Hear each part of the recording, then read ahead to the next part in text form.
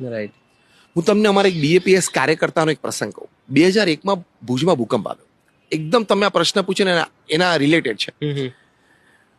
તો ડેવાસ્ટેટિંગ હતો ને, લાખો લોકો મરી ગયા, એનું ઘર પણ પડી ગયું. જોગાનું જોગ સવારે કંઈક શાકભાજી લેવા બહાર ગયા હશે એટલે રોડ પર હતા એટલે બચી ગયા. બરાબર. એના ઘરમાં એમના પત્ની, એમના વૃદ્ધ માતા અને એના બંને સંતાનો દટાઈ ગયા, મરી ગયા. એને આવીને જોયું કે ઘર આખું પડ્યું છે. એને ખબર પડી કે અંદર દટાઈ ગયા છે. તાત્કાલિક તો કોઈ વ્યવસ્થા થાય એમ હતી નહીં, અંદર મૂંઝીને મરી ગયા.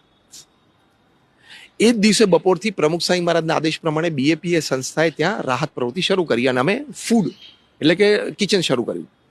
પહેલે જ દિવસે 26 જાન્યુઆરી 2001 સવારે 12 વાગે એટલે કે લંચ બપોરના ભોજનમાં 17,000 લોકોએ બીએપીએસ સ્વામિનારાયણ ભુજમાં ભોજન લીધું હતું.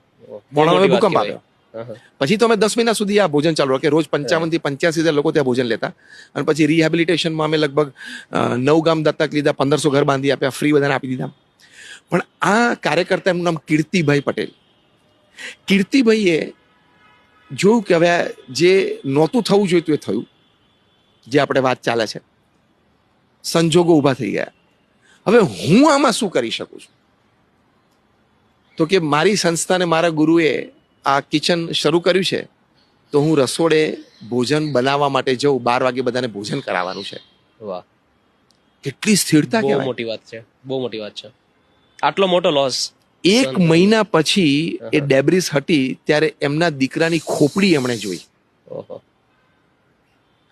પણ 1 મહિના દરમિયાન અને પછી પણ એ ફૂલ ટાઈમ સવારે 8 થી રાત્રે 11 કેમ્પ ઉપર સેવામાં હતા. એમને પૂછવામાં આવ્યું ત્યારે કીર્તિભાઈ બોલ્યા, આજે આપણે વાત કોર્ટની ચર્ચા કરીએ છીએ કે આ નહોતું થવું જોઈતું પણ થઈ ગયું. હવે આ પરિસ્થિતિમાં હું સ્થિર રહીને શું કરી શકું છું for the betterment of my own self? હું મારી જાતને કેવી રીતે સ્થિર રાખી શકું for the betterment of what ever is left out? જે બચ્યા છે એની માટે આપણે શું કરવાનું છે? રાઈટ. તો મારે સેવામાં જોડાવું વાહ જોઈએ. ભાઈ વાહ. આ કેટલી મોટી ઘટના કહેવાય. રાઈટ.